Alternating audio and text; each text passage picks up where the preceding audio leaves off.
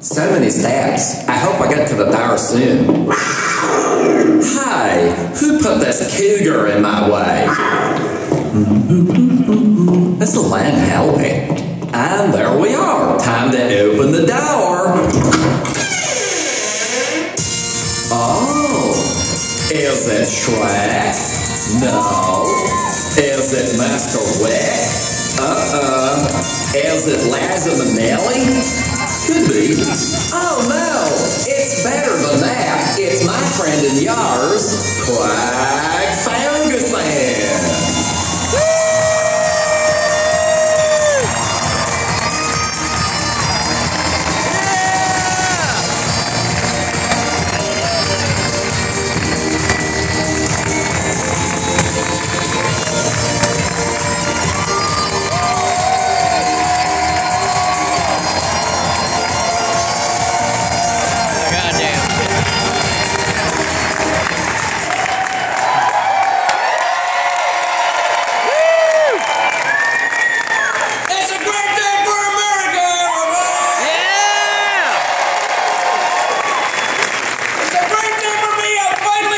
In this theater.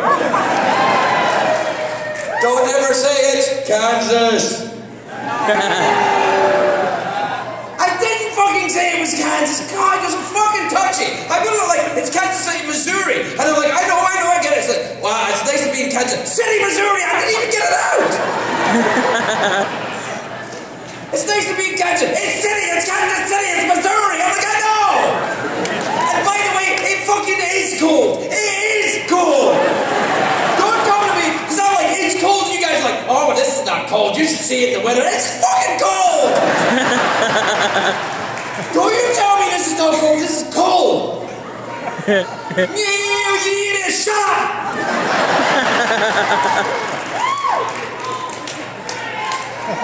How cold is it? It's fucking cold. That's how cold it is.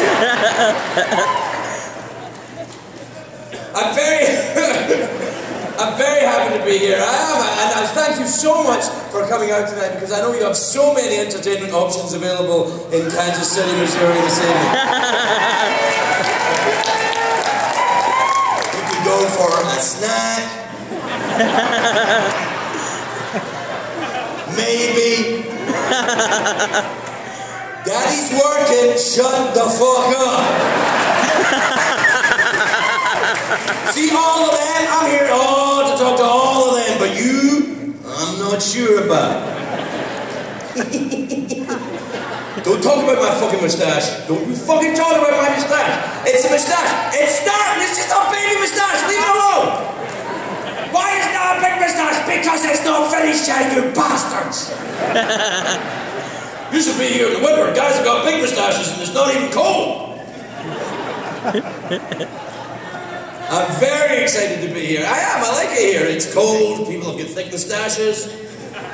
And if you've ever seen me before, first of all, I apologise. No refunds. And B, what you do, I like to do of an evening, as you probably know, is I like to tell a joke. Not too many jokes, just one joke, that's enough. And I'm very excited about the joke I have for you this evening, because it is the best joke in the world. Oh, that's Craig, that's not funny. Yes, it is. It's been proven by science. If you Google the best joke in the world, this will come up. And that's how you know shit is real. If you Google it and it comes up, it's real. Like, I have one testicle and play the harp. If you Google that, it's true. I can play the harp with my one testicle.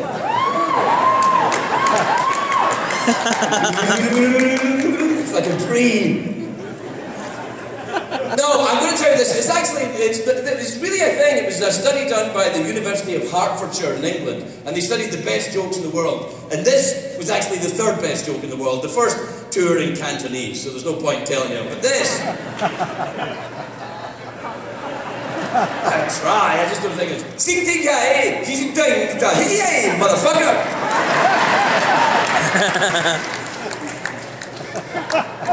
Did you think there was going to be a little flag saying Tootsie Fruitsy every time I just caught that right now. You're like, I am so sorry. It's going to be a long fucking night for you. That'll be alright. No, this is the third best joke in the world, but the number one joke in the English language and the number one joke in America. And if you know anything about me, I'm a very patriotic American. I am. I start every show with "It's a great day for America." That's my catchphrase. That's the thing that I say. It's a great day for America. Too late.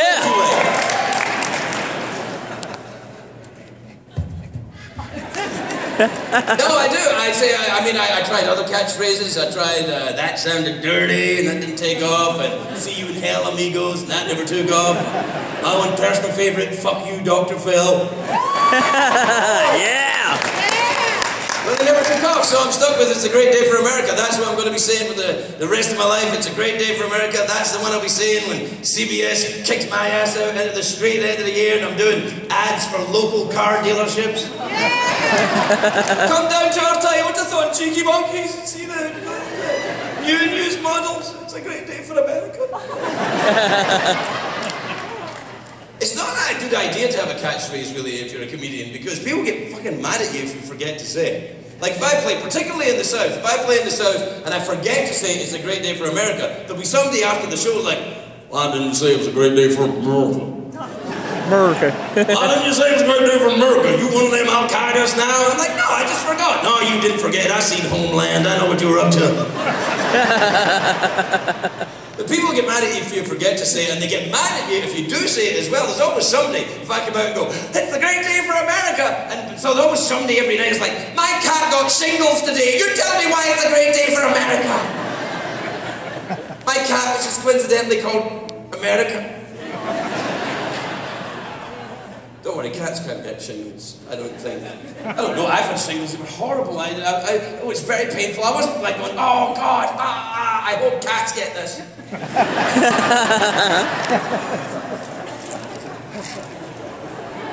No, listen, anyway, look, somebody's mad if you say your catchphrase and somebody gets mad if you don't say your catchphrase. In fact, somebody will be angry. I guarantee each and every one of you tonight, each and every one of you is going to be offended by something that I say. Every single last one. Yeah. Okay. Hold your applause until it's your turn.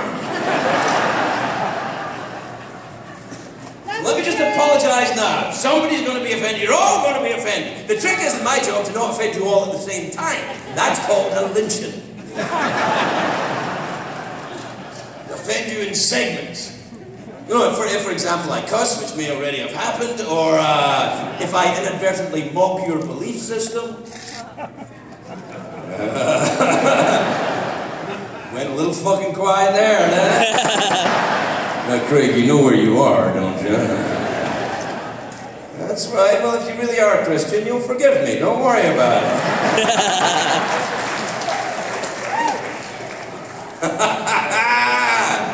Anyway, luckily I will not mock your belief system because I happen to believe what everybody in this single room believes. Every single person here, I believe what you believe. Craig, that's impossible. You can't believe what everybody believes. I don't. I only believe what you guys believe. Anyone who's not in this room tonight is a stupid asshole. Am I right, everybody? Yeah! That's right. I'm not judging them. I'm just being honest. That's what you say, by the way. If you want to say anything you like and get away with it, you can just say, "I'm not judging, I'm just being honest." Then you're not judging, you're just being honest. You say what you fucking like. "I'm not judging, I'm just being honest." I'm not judging, I'm just being honest, but your mom gets terrible blowjobs. Is that too much? Too much already? I'll bring it back. All right, I'm not judging, I'm just being honest. Your mom gives great blowjobs. There. See, when people get offended at one of my shows, I'm thinking, what the fuck did you think was going to happen? What did you think was going to happen? I mean, you come to an old shit pit like this, I'm not judging, I'm just being honest, but you come to a beautiful theatre like this to see a creepy foreigner that tells dirty jokes in the middle of the night on free TV. What the fuck did you think was going to happen? Yeah!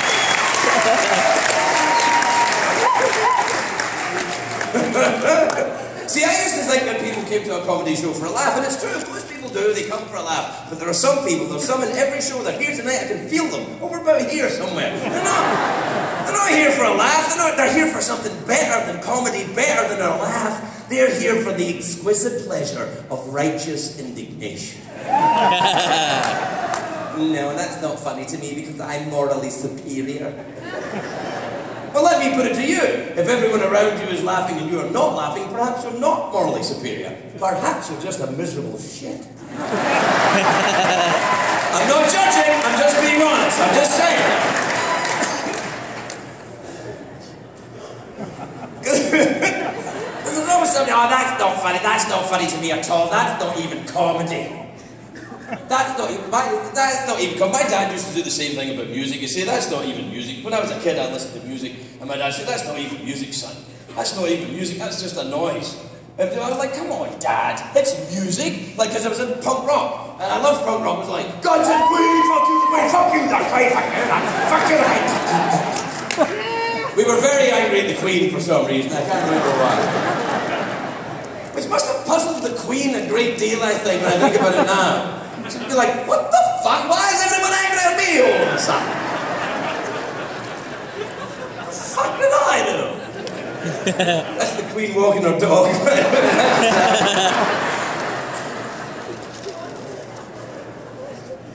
No, I was very angry. We were very angry at the Queen. I can't remember why. We were young and therefore stupid. That's right, young people. I called you stupid. You can tell me how you offended you are on Instagram. That's how you little fuckers deal with confrontation now, isn't it? I'll fuck you up, I'm gonna fucking get, I'm gonna fuck you up, I'm gonna fucking kill you, Fed.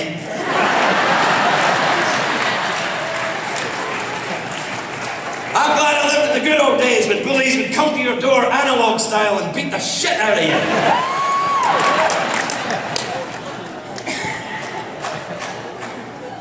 Anyway, I'm not going to mock your belief system. I'm not going to, I'm not saying you're not allowed to talk about what you're offended by. Of course you are. I talk about what offends me. But it's just that what offends me seems to be very different to what offends most people. For example, I'm not offended if you cuss. I'm not offended in what you believe in. I'm not offended if you believe, wearing the magic underpants is going to put God in a good mood. Good for you.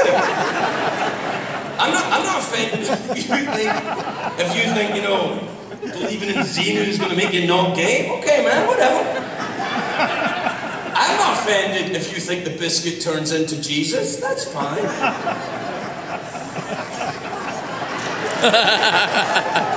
Really? Really? The biscuit actually turns into actually Jesus? Like, when does that happen? Like, on the way to your mouth? Or is it your saliva that activates the biscuit in some way? You get special magic religious saliva that you can spit on biscuits and Jesus? Like, you just go into a supermarket and just spit on Oreos and go Jesus, Jesus, Jesus. I'm not judging, I'm just being honest, that's all I'm saying. And I mean, none of that, nothing of what you believe offends me. That doesn't offend me at all, not at all. You know what offends me? Those fuckers that walk around with shoes that look like feet. Fuck those people! Oh, my shoes look like feet. Oh, it's amazing. It's like walking around in your bare feet. What is that like? Oh, my shoes look like feet. Really? You want to impress me? You have feet that look like shoes. That's a way to look smart and save money at the same time. Shoes look like feet. Oh, you know the people I'm talking about, bastards playing hacky sack. It's much easier if you got shoes that look like feet. I'll get on to this in a minute. I was in Scotland recently. They have hacky sack in Scotland now. Because I was in a toy store with one of my kids and they have hacky sack in Scotland. But they've changed the name of it. It's not called hacky sack in Scotland. It's called foot bag. They've taken all the fun and pleasure out of the activity and made it sound like a medical procedure. Who wants a game of foot bag? Me, let us play foot bag with the amputated scrotum of an Englishman. Ah! Foot bag!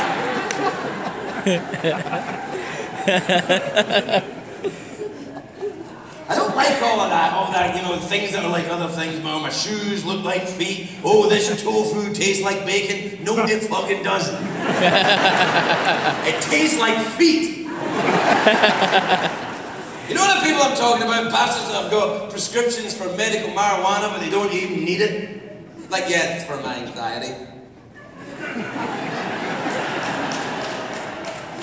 I get so anxious when I'm not high. Like, you fucking pussies. I don't even smoke marijuana. I haven't smoked marijuana in years, but at least when I did, it was illegal. You don't have the decency to buy your recreational drugs from a dangerous criminal in a truck stop bathroom. Fuck everyone! Oh, my shoes look like feet. Oh!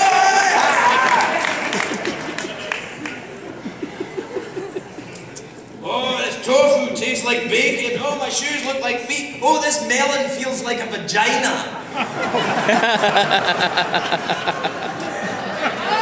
Actually, that one's true.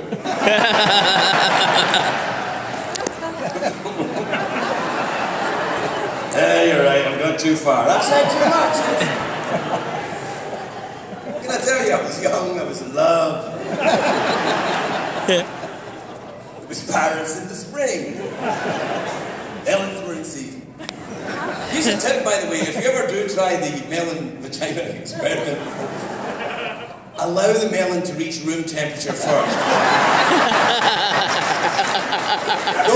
Don't just go straight to the refrigerator and get busy. That's not the way to do it. Go out and see a movie or something. Take your melon out, go out and see a movie. You having a good time?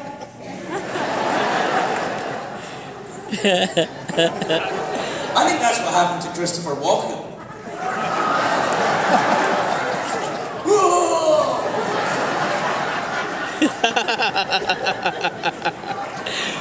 Wow. You know somebody's going to be mad now. Well, that's not even comedy, that's just disgusting. That's not even comedy. People get very angry when you talk about banging fruit. Disgusting. If you do it right, yes. It's not even comedy, it's not even music, it's just a noise. That used to bother me when my dad did that, was in the punk rock, and not even music, it's just a noise. I'm like, Dad, all music is a noise. For example, I don't particularly care for the saxophone stylings of Kenny G, alright? But I admit it's music. Is that a dangerous thing to say? Wait,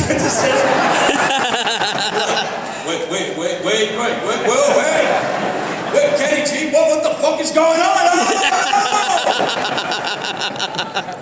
I'm wearing a Tommy Bahama shirt! No, I don't like the music of Kenny G. I said it's America. I can not like Kenny G music. I admit it's music. I just don't like it. And it's very difficult to avoid it. It's everywhere. It's in the hotel lobbies. It's in the elevators. It's the hold music for the gay porn chat lines. I don't like it. I don't like all that.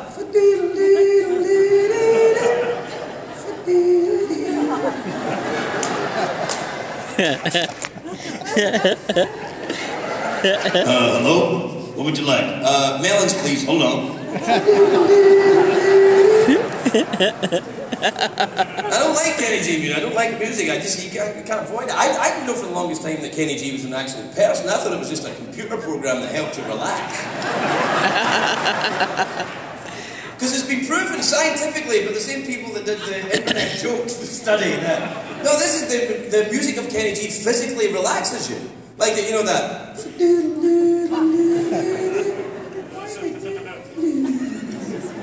Feel what's happening in your buttocks right now. Like, if I keep doing this, you'll shit yourself. Some of you may be ahead of the curve, I don't know. What are you just doing? Do you know, I didn't know Kenny G was a real person until I met him. Shut the fuck up, Greg, you didn't know. I did!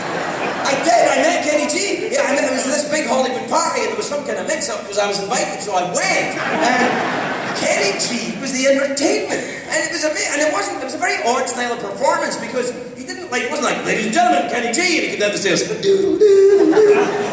wasn't like that. It was like he was just wandering around the party for doodle-doodling. He didn't even know he was there. It was really, he was just walking around. He was like Mr. Tumnus with his little hooves and his...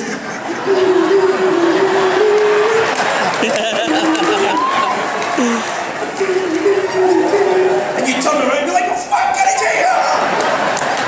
And he'd be like, and he'd go somewhere else. It was amazing. It was like he was there, but he was not there. He was like in the room, but not in the room. And they don't understand what the G stands for. God. That's right, that's what happens after you die. You hear, which proves that all artistic opinion is subjective and there's no factual value. Because for some people that'd be heaven, for some people that'd be hell. But people who love Kenny G would be like, they'd be like, oh, it was all worth it. And the biscuit does turn into Jesus. But for me, that'd be hell. He'd be like, I'd be like, ah, fuck. There's some people who love Kenny G. The most incongruous people love Kenny G. Bill Clinton loves Kenny G. Bill Clinton. He loves it. You know why, though? A doodle doodle.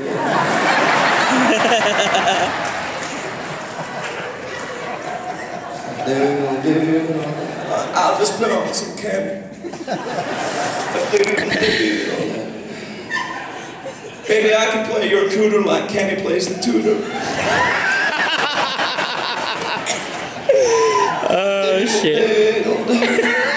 I realize about half of the men in this room have no idea what I'm doing. Like, what the fuck is he doing? Is that some kind of European thing going on there? A doodle doodle. The real tragedy is, of course, that about a quarter of the women in this room have no idea what I'm doing. I don't know what that is, but I kind of love it. What is it doing to me?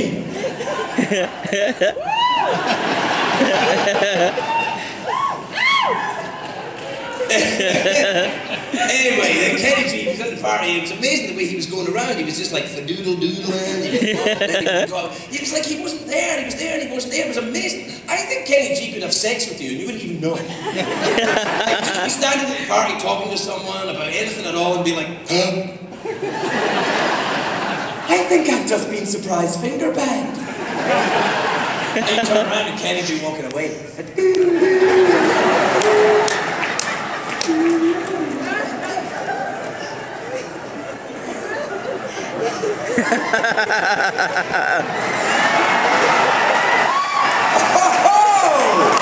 Oh, we found the edge, didn't we?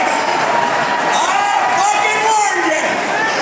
Come on, Greg, please, not in Kansas City, Missouri, please don't pretend to smell off your finger! Greg, no, it's too much!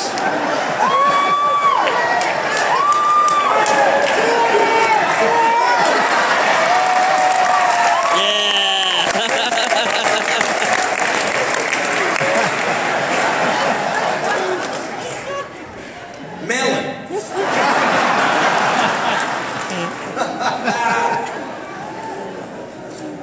That's the weirdest thing.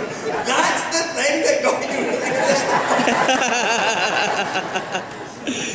Okay, well, I'll never do that again tonight.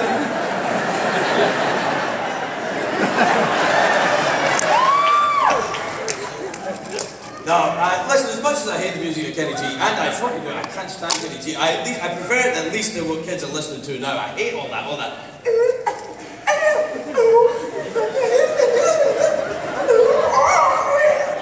the hell is that? It's not music, that's just a noise. And that's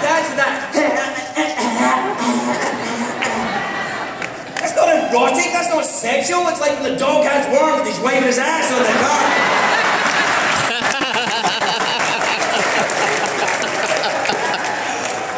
What's wrong with Miley? Poor kid's got worms wiping her ass on the car.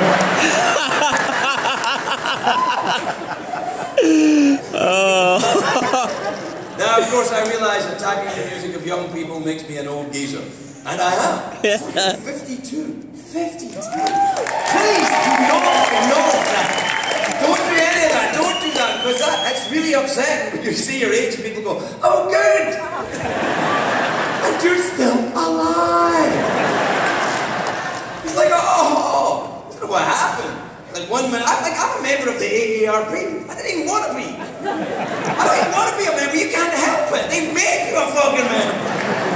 When you're 50 years old, they got you. You're in. It's conscription. It starts when you're about 49 years old. You go out one morning, you start seeing little tennis ball marks in your driveway. You're like, what the fuck is this? Because they're there during the night.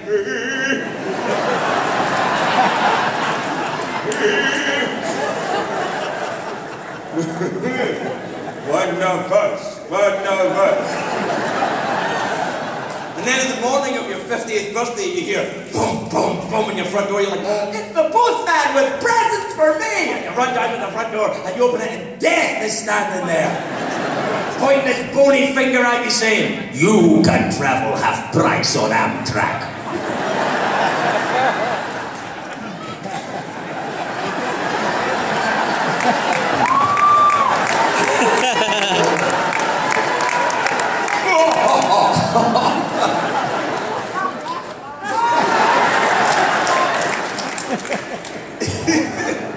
I'll always remember you guys for that.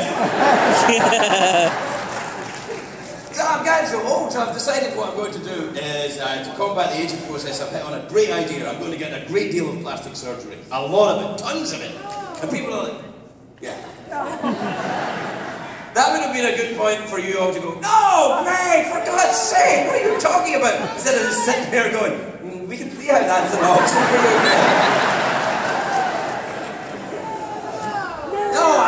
No, because people, if you talk about getting plastic surgery, people get very upset. They're like, no, don't get plastic. How could you be so vain? How could you be so vain? Because I used to do it myself when I was younger, but now I'm starting to look at my own scrotum. I'm like, well, yeah. I'm starting to look at my own. I went to the bathroom in the morning, I'm like, why are my balls wearing a tie off? The AARP. I have to shave my face like I shave my scrotum now as well. I can spread the skin and do that.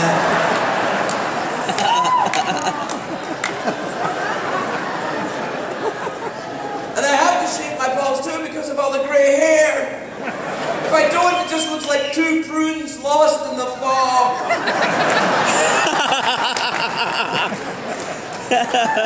I don't want you getting your own impression. Nothing against the AARP. They're a fantastic organisation. I just don't want to be part of anybody's club. I don't want to be in your fucking club. I don't want to be in your club. I didn't want to be in your late night club. I'm a punk rocker. I don't want to be in your club where the only requirement for membership is looking like your own ball sack. I don't want to be in it. So I'm getting tons of plastic surgery, but you know, and people are like, oh, you're so vain, you're so vain. I'm like, oh, come on. I just want to look good. I just want to look good. You don't go up to people and say, oh, look at you combing your hair. You're so vain. Look at you wearing pants. You're so vain. Actually, I do get a bit of that when I go to Scotland. A little bit. Oh, here he comes now, Mr. 36 Teeth.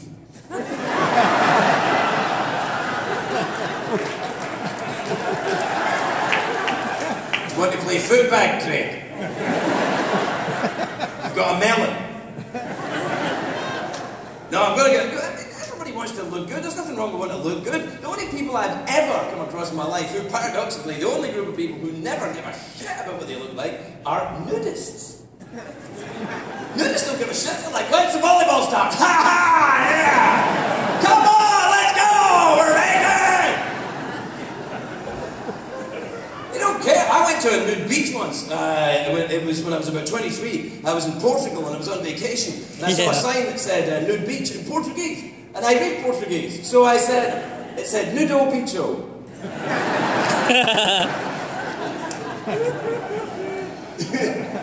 The one Portuguese nudist who lives in Kansas City, Missouri. Who, when I said earlier on, everybody's going to be offended, was thinking to himself, not me, buddy. Fuck you, pal. No, I was I saw this sign for a nude beach, and I was like, oh, I was excited because I thought it'll be full of beautiful young Portuguese and Spanish and French women all oiling themselves saying, Greg, please help us, we can't reach our interesting areas. But that's not what it's like on the nude beaches of Europe. Nope. Save your vacation dollar. There's no pouting, thrusting young people on the naked beaches of Europe, just Germans. Overweight Germans. Overweight Germans of indeterminate gender. You can't tell. You can't, even when the volleyball starts, you can't tell. It's like, oh, huh? No, you can go on the way, I don't know. Germans walking up and down, loving it. I love to feel the sun on my pleasure orbits. Oh, look, a shell.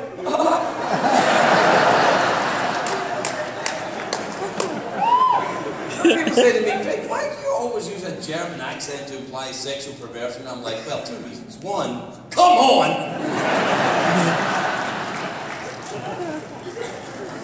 No, that's not true, of course. It's just a ridiculous stereotype.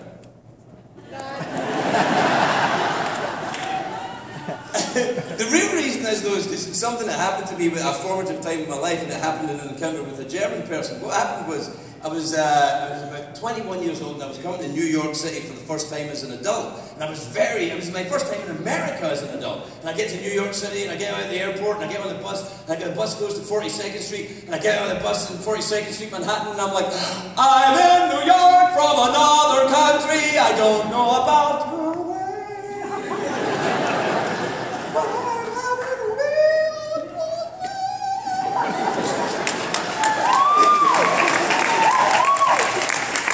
That's what everybody does when they get out of the bus station, and I did that. And I was like, oh fuck, I don't know what to do. I was so excited and freaked out. This was old New York, you know, before it became Disneyland. This was like fucking, oh shit. And I was very kind of freaked out. I was like, I didn't know where to go. And I thought, well, look, I'm from a working class area. I'm from a blue collar town. What do you do if you want to meet people, meet new people? Where do you go? A bar. Of course, you go to a bar. So I look down 42nd Street. And I'm looking for a bar, and I see a bar, looks like a working man's bar. I went, because I saw, you know, some cops are going in there, and some construction guys are going in the bar. A couple of Native Americans going in, and I was like, wow, I didn't know there were any tribes left in Manhattan. This is very encouraging. This is true. So I went into this bar, and it was very dark. And I thought, man, there's all the guys, there are no women in this bar. And then I looked across the corner, and I'm like, oh, there's the women all over there. I was like, hello, ladies. They were like, hey, what's up? And then...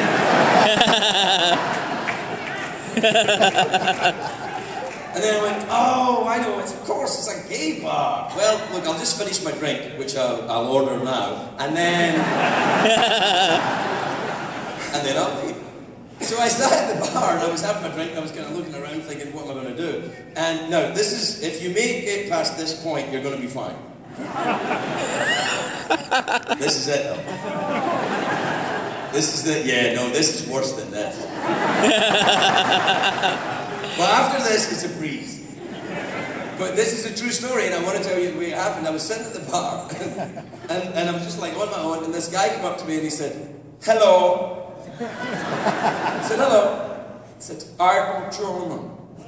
I said, I know, I can tell from your hat. So he's wearing a hat with a spike on it. I was like, too soon, girl. But he said, this really happened. He said, I'm German, may I ask you something? And I said, yes, of course. And this is what he said, don't get mad at me, this is what he said. He said, I would like you to kiss me where it stinks, and I don't mean Cleveland. I was like, what?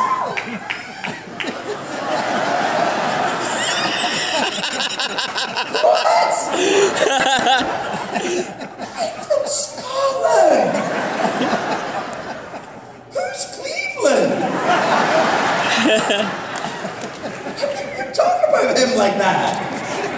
Anyway, that's why I always think think of German people being kind of like weird, easily sexual because of that. And then, so that's what I'm doing. Anyway, look, I'm getting a ton of plastic surgery. That's what I'm going to do. A lot of plastic surgery. Yeah, too fucking late. I'm going to get it done. No, it's too late. I'm going to get it. See, the thing is, I live in LA and there's a lot of plastic surgeons there, so I'm going to do it. I'm going to get it done. The only thing is, you've got to be careful how you get it done, because a lot of plastic surgeons, but only four of them are about 4 of them are really good. And the thing is, these guys are, what's going on there? Oh, you have to move your coat? Oh, your coat fell. Fuck, man, let's stop the fucking show. That is a high-maintenance woman right there. My coat fell. My cat got shingles today.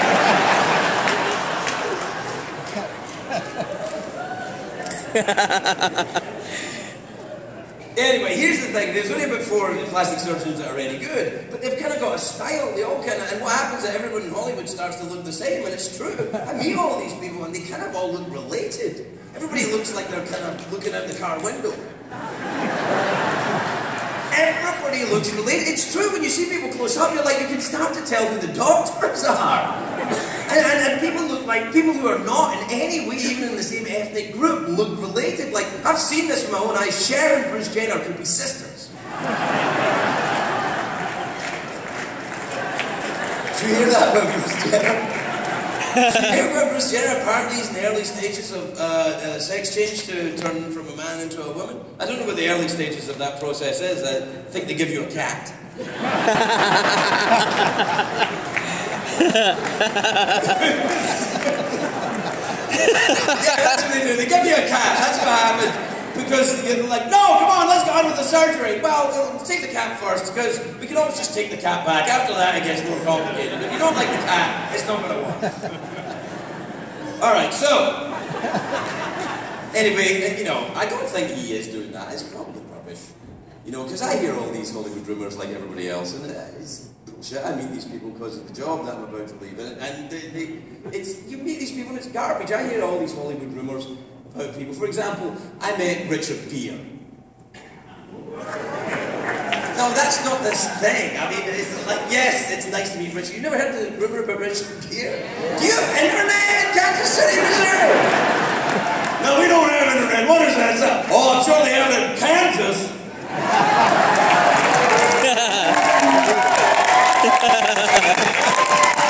City, Missouri. Yeah.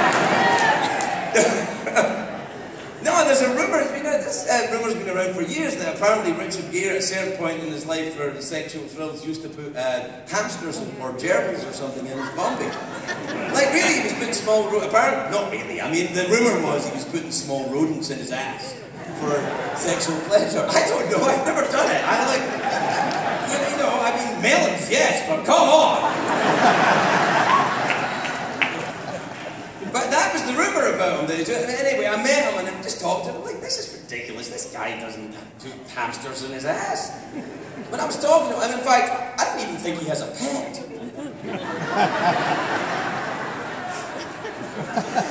At least I didn't see one. But come to think of it, I might have heard, help me! Send cheese! Send cheese! And a little wheel for exercise! It's rubbish. He didn't do it. All these Hollywood rumors are all garbage. People just make them up. The only one that is absolutely true is that Dr. Phil is a fucking dick. No,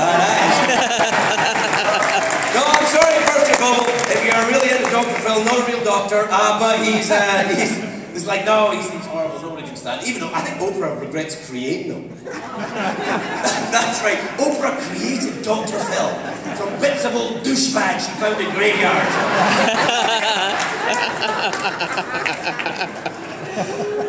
It's true, no, he is, before I met that guy, I thought, I think he's going to be a dick. And then I met him, I was like, bingo, dick. By the way, Bingo Dick is the best porn western I have ever seen.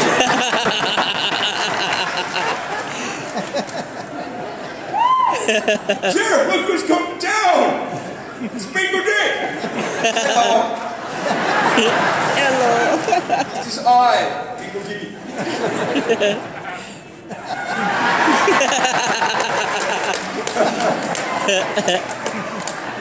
Oh, come on, German people don't do this. Not anymore.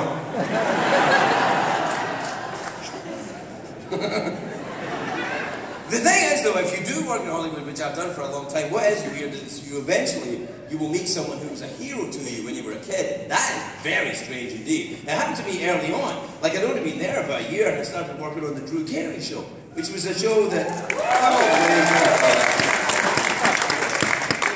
Yes, all right, we saw it. Well, if you saw it, then you know that the Drew Carey Show was mostly just Drew and Mimi, and you would do Drew and Mimi, and I played the English voice, like usually I'd come in and go, Carey, you're fired! And then I'd have to go back and sit in my trailer for the rest of the week, back in a Midland. So here's where Meet Your Hero comes in, because I was sitting in my trailer one day, and I was like, I'm so fucking bored here, I'm gonna have to do something. And where we shot the Drew Carey Show was in the Warner Brothers lot. And Warner Brothers make all these different, they make a lot of movies and TV shows, they make tons of different things. And at the time, now this is years and years ago, like 18, 19 years ago, they were making a movie called Twister. You remember that movie? Right, so it was, you know, with the cow, oh, tornado! And so I read it's very interesting because I started reading screenplays and I read the screenplay to Twister and it was weird because the screenplay was rubbish, but the movie was shit.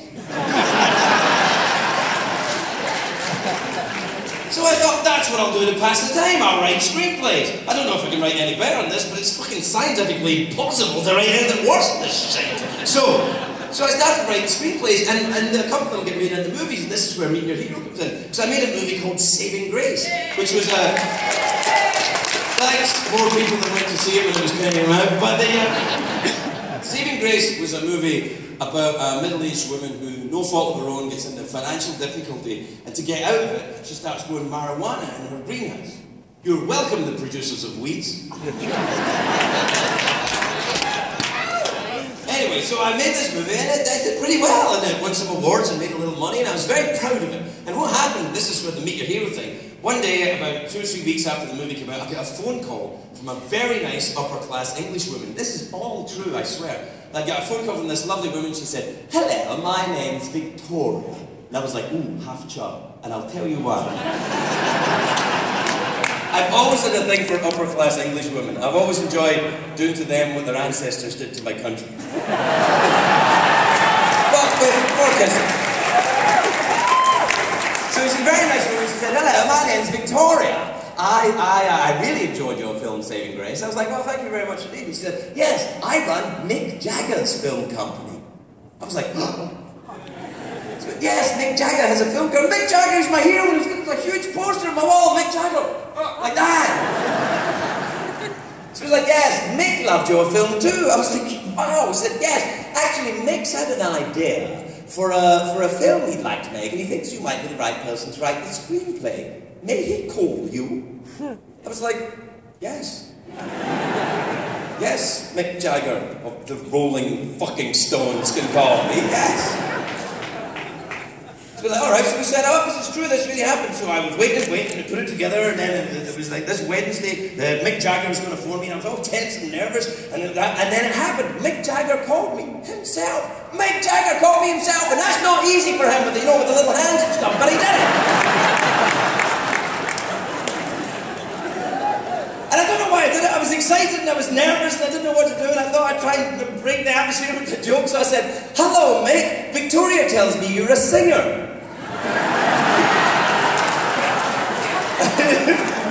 And he made this noise, he went, and I was like, ah, shit. He said, well, listen, I've had an idea for a film. I was like, oh, well, tell me about it. And he said, well, what it is it's about a rock star and a roadie. And what happens is, for some reason, they have to swap places. And then they have an adventure. I was like, go on.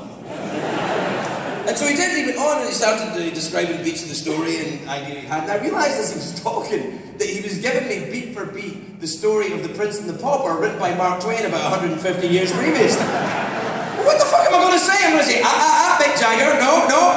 I'm not going going to say this, Mick Jagger. If Sean Connery calls me up and says, Craig, I've got an idea for a film. It's called Treasure Island. It's about a pirate called Sean Connery. Let's call him Long Sean Connery. I'd be like, great idea, Sean Connery. Where did you get it? Like, I don't know, I was just watching a movie and it came to me. Anyway, so Mick Jagger, he starts talking about this film, and I realise he's talking that he wants to make it. And I pitched a few ideas to him. It's really happened. And eventually he says, I think you are the right person to write the screenplay for this. Can you come and meet me next Wednesday? I was like, of course. I'll meet you anywhere. He's like, all right, I'll see you next Wednesday. Bye. Victoria will set it up. And he hangs up.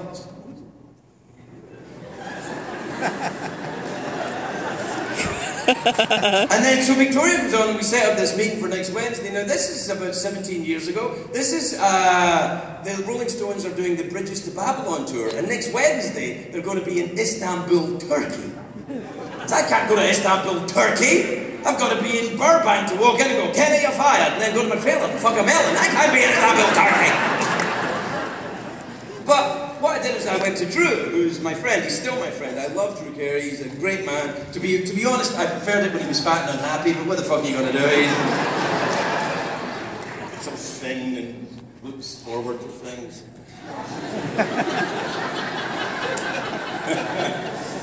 Should have seen him back in the day, though. He's a great guy. He really is a very nice guy. So this is my friend. If he was here, I wouldn't say that. So, I go to Drew and I tell him what's happening about Mick Jagger calling me and asking me to go. And he's like, fuck man, go to Istanbul, Turkey, go. It's amazing, go. I was like, great, thanks man. And so I'm off, just as I was running out, Joe Walsh, the guitarist with the Eagles, was doing some comedy bits on the Drew Carey show at the time. And Joe's a fantastic guy, a lovely man, a great guitarist, and just a really very nice guy, but he had a very big 1980s. And the whole experience has left him a little bit Jim from Taxi. So as I'm running out to go and see Mick Jagger, Joe says to me, say hi to Mick for me. I was like, do you know him? And he said, I think so. I said, you think so? I think I partied with him in the 80s, but I may just have seen him on TV. I was like, okay, whatever. So I run out and I get on the plane to go to Istanbul, Turkey to find me Mick Jagger, who's here in the wall, like that. So I get on the plane and I fly. First you have to fly to London. It's a long flight, it's bumping, I'm nervous. And I can't remember, it's in 11 hours to London. Then I have to change planes, and it's very difficult to change planes in London because the English are fucking bastards. And then I get on another plane and I have to fly another 5 hours to Istanbul, Turkey. And I'm up, gonna tweet out I haven't slept for like 24 hours. And I get to Istanbul and I get out of the airport and it's dark and the minarets are there and it's like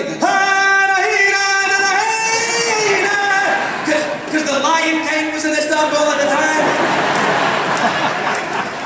I get out of the airport and I get into a taxi and the guy's driving me and I say, take me to where the Rolling Stones are staying. This is where they were staying, I'm not kidding. They were staying at the Hilton Istanbul. The good one, not the one by the airport. So I get in the car and I say to the taxi driver, take me to the Istanbul Hilton. He's like, okay, I'll take you there. What are you doing in Istanbul? Because Dracula was driving a taxi. Dracula! What are you doing in Istanbul?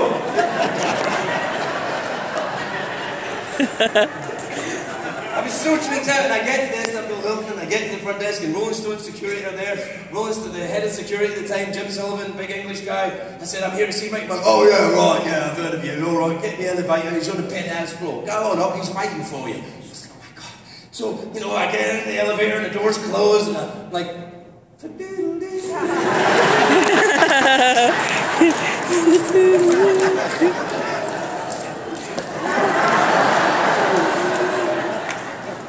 this is all true. And the door's open, and there's the door, the penthouse door, and I knock on the door, and the door is answered by Mick Jagger himself. Mick Jagger, that's not easy for him, with the little hands behind him. And I don't know why I did it. I was tired, I was nervous, I didn't know what to do. I was like, but I had this image in my head. It was a huge poster on my wall, like that. So you open the door and he's something little. And I was like, I said, oh, you're adorable.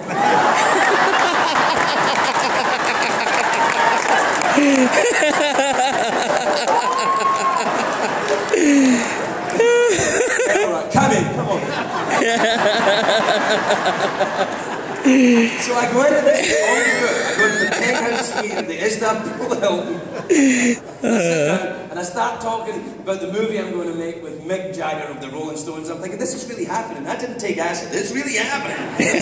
And we talk for a while, and he talks a little bit more about the idea that he had that, you know, Mark Twain had 150 years ago. Eventually he said, actually, I'm a little bit hungry. Are you a little bit hungry? I was like, yes, Mick Jagger. He said, I'll call some room service. And so he called room service. And you know that's not easy for him.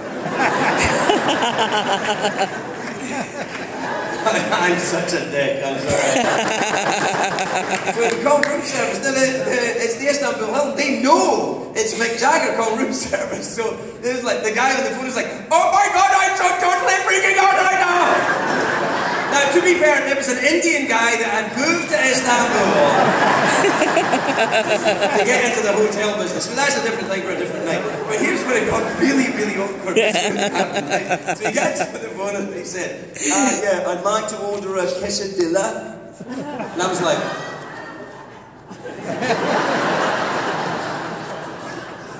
so Craig, would you like a quesadilla? I was like, yes, please. Yes, please, Mick Jagger. So he said, 2 quesadillas and chocolate yoo-hoo. Do you want a chocolate yoo-hoo? Yes, 2 chocolate yoo-hoos and Butterfinger. Do you want a Butterfinger? Just 1 Butterfinger, right? And he hung up. No. And then about 15 minutes later, the entire staff of the hotel came in and took it. And they're all like, hello! So Mick was very nice, and he signed their autographs and talked to them, and they all went away, and, you know, Mick had his quesadilla, because I call them quesadillas now, and, you know, I'm eating mine, and he's eating his, and then we talked some more about the movie we're going to make together, and we keep talking, and then, after a couple of hours after that, he's like, actually, it's getting a little bit late. I went, yeah. He said, no, it's just, I have to go to a party. Do you want to come? I said, yes. Yes, Mick Jagger. I will go to a party with you. But, all right then, come on! So we get in this car and we drive to a party. Well, someone drives this, Mick can't drive, not with a little hand. So we get into the party.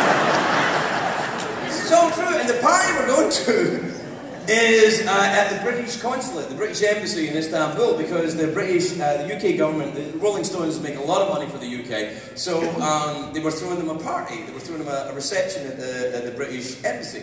Now the British embassy, of course, is guarded by the British Army, the British military guard the embassy, and the British military are the same as any other military in the world. Any service people will know this. Militaries all adhere to all military in the world, one rule. Nobody fucking tells anybody fucking anything ever. Ever. So, the soldiers who are guarding the embassy know someone as famous is coming for a party, they just don't know who it is. So when we get to the party, this really happened. We get to the party, the car pulls up, I get out first, and the first person to see us is a big staff sergeant from Glasgow in Scotland, and he recognises me from local television. So he says, what the hell, Craig Ferguson, what are you doing here? And Mick Jagger is standing right fucking there.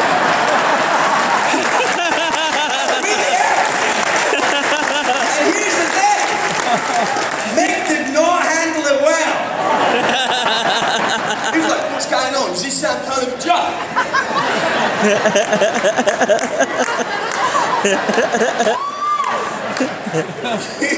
And I understand it. I mean, it's very unusual for Mick not to be the most famous. He's always the most famous guy in the room. That band became famous in 1962, the year I was born, when dinosaurs ruled the air. Actually, that's probably where he got the girl. Anyway, here's the thing. He's super famous. It didn't compute with him. I mean, if Mick Jagger walked into a bar with the Pope, the bartender would be like, hello, Mick, who's your friend with the big hat? He's very famous. So he couldn't get his head around it. He was like, what was that, fucking jug or something? What's going on? I was like, let it go, man. He was like, no. I was like, man, come on, let it fucking go. Anyway, we didn't make the movie.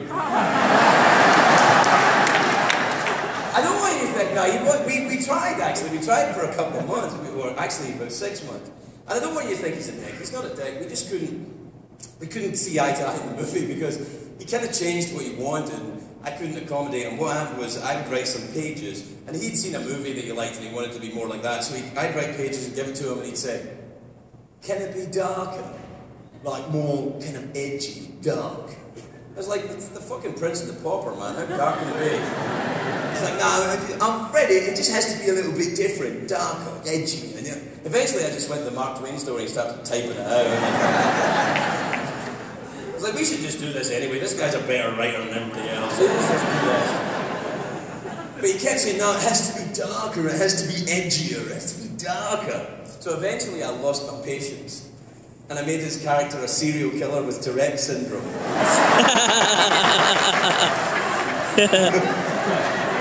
Which I thought was hilarious. And he fired me! But here's the thing, even as I'm getting fired, I'm thinking, getting fired by Mick Jagger.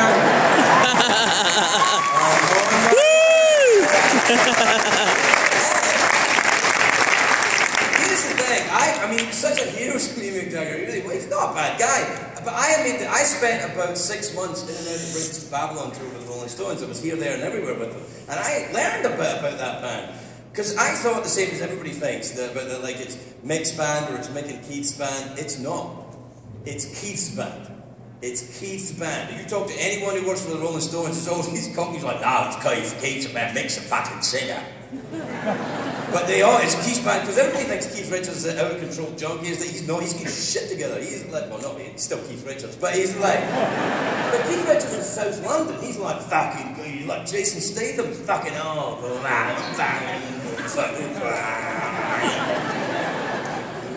he's fucking tough. He's Keith, he's like fucking, everybody's scared of him. And what happened was, during the time I was going around with him, I kept saying to Mick, "Can I get on stage next to, because I want to see what it looks like, you know, with the Rolling Stones on stage, see what the audience looks like." He's like, "No, Keith don't like anyone on stage. He got fucking mental. Don't even ask me. I brought a girl up once, she didn't talk to me for 7 fucking years."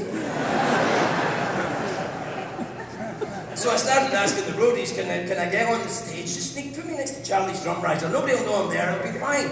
They were like, no, Keith doesn't like it. No, you mustn't. Do not even ask us. Everyone who works for the Rolling Stones used to be in Monty Python.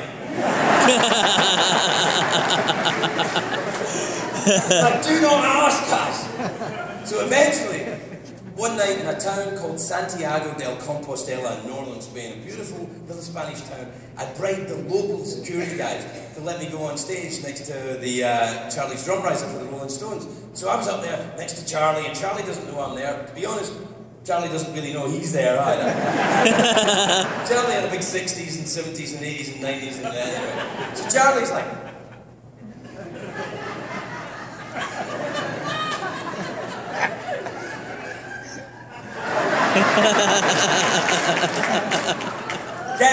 gas. He's doing that, and Mick's down the front like, and Keith's off to the side, and Keith's always in the same place. He's been in this place his whole life, and he stands there, and the roadie's always there, he's in his own little area, and he's covered in smoke. He's got a cigarette coming out of his mouth, and a cigarette on the guitar, and a cigarette on the other part of the guitar, cigarettes hanging from earrings that are on him. He's covered in a little cloud. It's like fucking pig pen. He's like sitting there, he's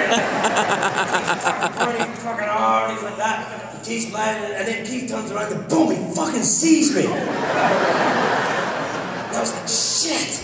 And he looked right at me, and I was like, I am gonna fucking die. And then he didn't break eye contact, he started moving towards me. And I was like, I could hear the roadies going, what is that? Keith's moving! Keith hasn't moved in 40 fucking years! What's going on? And Keith starts moving across the stage like that, and the smoke's trailing behind him. He's like a very slow comet. He's looking right at me, and I'm thinking he's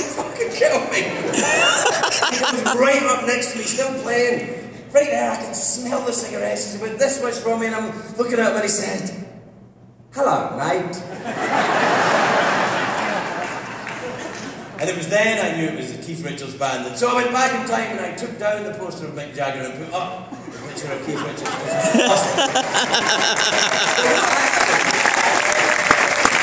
It really is Keith's band, you can tell, because they've got this